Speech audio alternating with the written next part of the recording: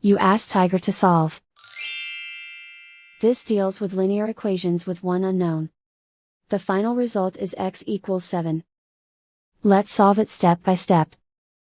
Group all constants on the right side of the equation. Subtract 10 from both sides. Simplify the arithmetic.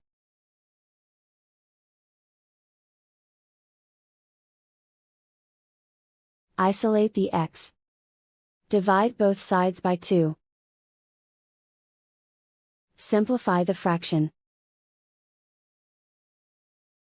Find the greatest common factor of the numerator and denominator.